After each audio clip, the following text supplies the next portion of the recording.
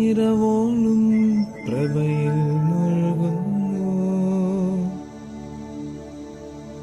പ്രിയമുള്ള സഹോദരി സഹോദരന്മാരെ,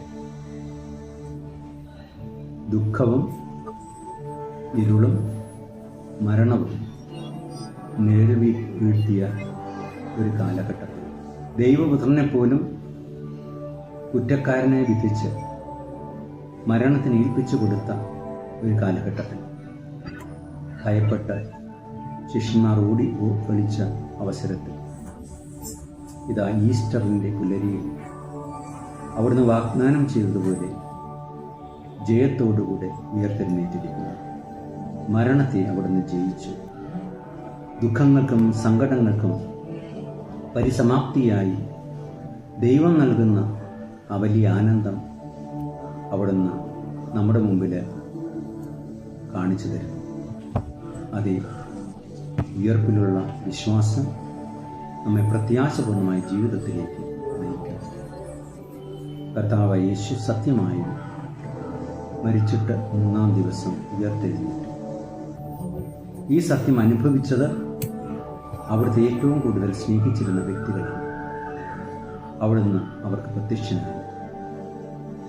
അവിടുത്തെ മുൻവിധികളില്ലാതെ തുറവിയോടെ സ്വീകരിക്കുന്നവർക്ക് മാത്രമേ കർത്താവിനെ പൂർണ്ണമായി ഉൾക്കൊള്ളുവാൻ സാധിക്കുകയുള്ളൂ.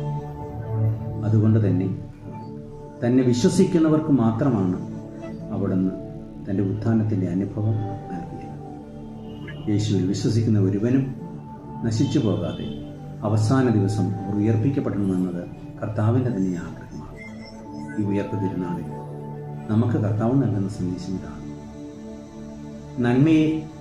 നന്മ ചെയ്യുന്നവരെ ലോകം പീഡിപ്പിക്കുകയും ആക്രമിക്കുകയും വധിക്കുകയും ചെയ്യുമ്പോഴും വിശ്വാസത്തിൻ്റെ പേരിൽ നാം പലതും നഷ്ടപ്പെടുമ്പോഴും ഭയപ്പെടേണ്ട കാര്യമില്ല. ശക്തനായ ദൈവം നമ്മുടെ കൂടെയുണ്ട്. മരണത്തെ ജയിച്ച് പാപത്തിൽ മോചിച്ച കർത്താവ് യേശു നമ്മുടെ കൂടെയുണ്ട്. അവിടുന്ന് നമ്മുടെ ശക്തിയാണ്. സഭയെ പീഡിപ്പിച്ച പൗലോസിനോട് കർത്താവ് പ്രത്യക്ഷപ്പെട്ടുകൊണ്ട് പറഞ്ഞ വാക്കുകളും ഓർക്കുക: നീ പീഡിപ്പിക്കുന്ന നസറയനായ യേശുവാണ്. അവിടുന്ന് പറഞ്ഞു, തോട്ടുമുള്ളിൽ തൊഴിക്കുന്നത് നല്ലതല്ല. കർത്താവിൻ്റെ സന്ദർശനം അവന് മാനസാന്തര കാരണമായി. അവൻ കർത്താവിൻ്റെ ഉത്ഥാനത്തിൻ്റെ വക്താവായി. അവൻ്റെ ലേഖനത്തിൽ മുഴുവൻ ഈ പ്രത്യാശ നമുക്ക് കാണാം. പ്രത്യാശയുടെ ഈ വർഷം നമുക്ക് സന്തോഷിക്കാൻ വകയുണ്ട്. ദുഃഖങ്ങളും പ്രയാസങ്ങളും നമ്മളെ അലട്ടുമ്പോൾ യേശുവിലേക്ക് നോക്കുക, അവൻ്റെ കുരിശിലേക്ക് നോക്കുക, അവൻ്റെ തിരുമുഖത്തേക്ക് നോക്കുക, ഉദ്ധിതനായ അവിടുത്തെ ആ പ്രകാശത്തിലേക്ക് നോക്കുക. കാരണം മരണത്തെ തകർത്ത് അതേ കല്ലറ ഉയർത്തുന്ന യേശു നമ്മുടെ കൂടെ.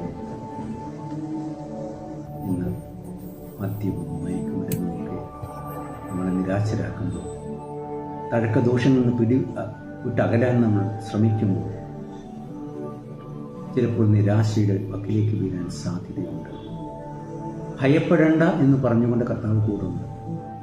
നമുക്ക് സാധിക്കും ഈ ദുശീലങ്ങളെ, ഈ അക്രമകാരികളായ തിന്മകളെ, നമ്മുടെ ആത്മാവിനെയും മനസ്സിനെയും ശരീരത്തെ നശിപ്പിക്കുന്ന ലഹരി മാഫിയയുടെ ക്രൂരകരങ്ങളിൽ നിന്നും രക്ഷപ്പെടാൻ നമുക്ക് സാധിക്കും. ക്രിസ്തുവായ യേശുവിൽ വിശ്വസിച്ചുകൊണ്ട് അവിടുത്തെ ആത്മധൈര്യത്തോടെ ഇവയ്ക്കെതിരെ നിലകൊള്ളാം. അങ്ങനെ നമുക്കും ലോകത്തിൽ പ്രത്യാശ പകരുന്നവരാകാം. ഓരോ ക്രിസ്തു വിശ്വാസിയും, ഓരോ ക്രിസ്തു ഭക്തനും ലോകത്തിന് ക്രിസ്തുവിനെ പോലെ പ്രകാശം നൽകുന്നവരാകട്ടെ. നന്മ ചെയ്യുമ്പോൾ നാം പീഡിപ്പിക്കപ്പെടുന്നെങ്കിൽ, നമ്മളെക്കുറിച്ച് വ്യാജമായി ഇല്ലാത്തരം കാര്യങ്ങൾ പറയുന്നെങ്കിൽ ആർത്തുല്ലസിക്കുക. കാരണം കർത്താവായ ദൈവം പൗലോസിൻ്റെ മുമ്പിൽ ശക്തമായി പ്രവർത്തിച്ചതുപോലെ നമ്മുടെ മുമ്പിലും പ്രവർത്തിക്കും. തിന്മയെ അവിടുന്ന് ഉച്ചാടനം ചെയ്യും തീർച്ച. അതുകൊണ്ട് എല്ലാവർക്കും പ്രത്യാശയുടെ ജൂബിലിയിൽ ഈസ്റ്ററിൻ്റെ ആശംസകൾ. നിരാശയല്ല, പ്രത്യാശയാണ് വേണ്ടത്. കാരണം കർത്താവ് നമ്മുടെ